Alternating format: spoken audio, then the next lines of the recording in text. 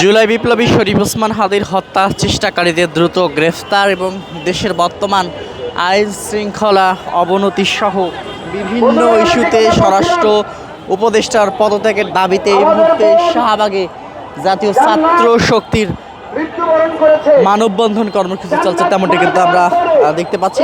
এখানে আমরা দেখতে পাচ্ছি যে কিছুক্ষণ আগে এই জাতীয় ছাত্র শক্তির সেটি কিন্তু শুরু হয়েছে।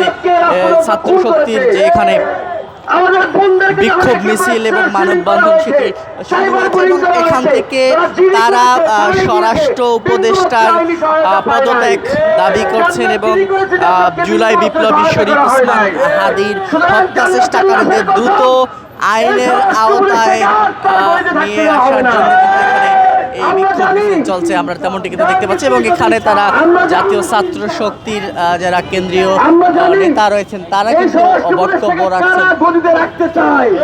কারা গদিতে রেখে নির্বাচনকালীন সুযোগ সুবিধা পেতে চায় সেই দলটাকে আমরা চিনি।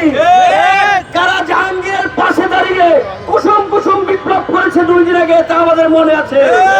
48 ঘন্টার আলটিমেটাম দিয়ে 48 ঘন্টা পরে কাকে খুঁজে পাওয়া যায় না সেটাও আমরা জানি।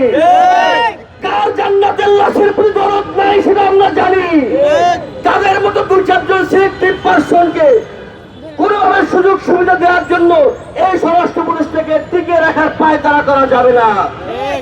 এই শাহবাগে আমরা দাঁড়িয়েছি, এই শাহবাগ আরো বড় হবে, মিছিল বাড়বে, মানুষ আসবে, স্বরাষ্ট্র উপদেষ্টার পদত্যাগ এই শাহবাগ থেকে ঘোষণা হবে। বন্ধুগণ, আমরা 1.5 ঘন্টা ঘোষণা করছি আমাদের ভাই শরীফ ওসমান হাদি যিনি মৃত্যুর সঙ্গে সিঙ্গাপুরে পাঞ্জা লড়ছেন, আমাদের বোন জান্নাত যে মৃত্যুর করে ঢলে পড়েছেন, একই সঙ্গে তারও আগে বৈষম্য বিরোধী ছাত্র আন্দোলনে গাজীপুরে যারা নিহত হয়েছিলেন এই আইন শৃঙ্খলা পরিস্থিতি অবনতির কারণে, এই সকল কিছুর জন্য এই স্বরাষ্ট্র উপদেষ্টাকে অবিলম্বে পদত্যাগ করতে হবে। আলু আর পেঁয়াজের দামের জন্য স্বরাষ্ট্র উপদেষ্টার দরকার নাই, বাণিজ্য উপদেষ্টা আর কৃষি উপদেষ্টা আছেন।